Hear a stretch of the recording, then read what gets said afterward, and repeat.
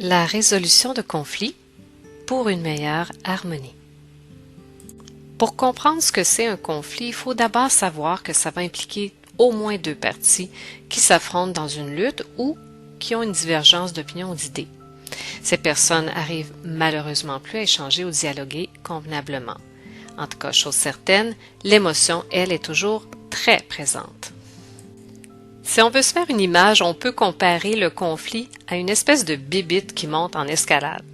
Alors au départ, il s'agit d'une ou des personnes qui vont avoir une opinion bien arrêtée, auxquelles, parfois, vont joindre d'autres personnes qui vont décider de s'en mêler. Chaque partie va évidemment alors vouloir gagner son point en cherchant des appuis autour d'eux, et en bout de ligne, si tout le monde reste sur sa position, ce conflit va atteindre un point de non-retour et risquer de dégénérer.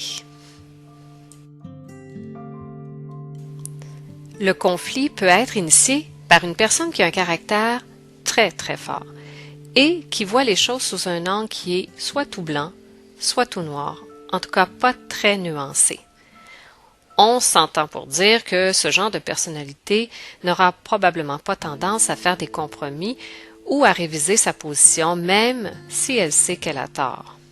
Autrement dit, elle ne reconnaîtra pas ses torts ni ses erreurs et va probablement chercher à avoir le dernier mot, coûte que coûte, dans toutes les situations. D'ailleurs, pour aider un ou des élèves qui se trouvent au centre d'un conflit, ça serait pertinent de les encourager à se poser quelques petites questions du genre « Est-ce que je suis trop entêté? Est-ce que je veux à tout prix avoir raison? Et est-ce que je suis vraiment à l'écoute de ce qu'on essaie de me dire? » Voyons maintenant les types de personnalités qui sont les plus susceptibles d'entrer en conflit. Commençons par les grognons, c'est-à-dire ceux qui sont jamais contents et se plaignent de tout.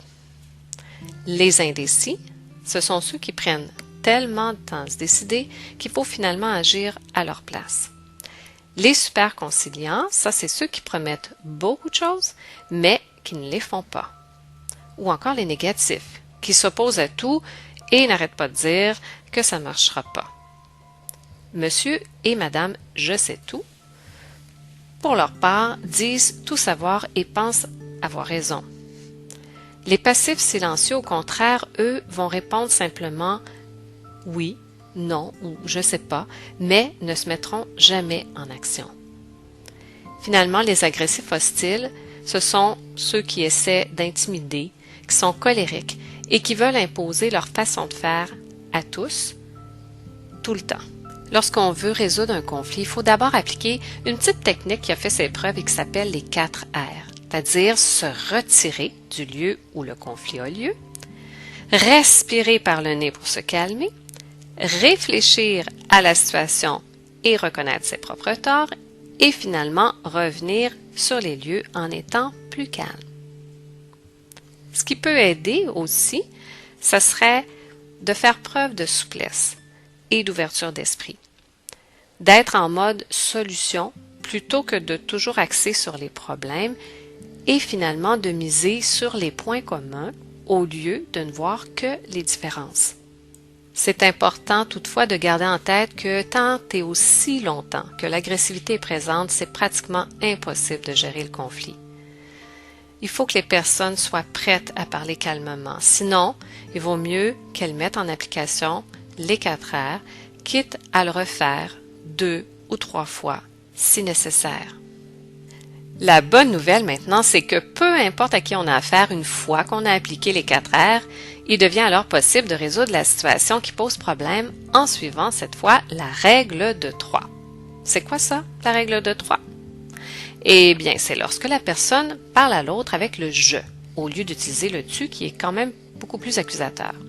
Ensuite, un des deux ou les deux exprime avec calme comment il se sent et ce qu'il ressent dans la situation. Finalement, il propose une piste de solution qui peut aider à sortir de la situation de façon pacifique.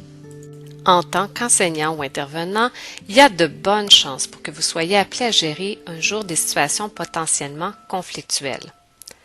Nous espérons alors que le contenu de cette capsule aura su vous outiller pour être prêt à réagir efficacement lorsqu'une telle situation surviendra.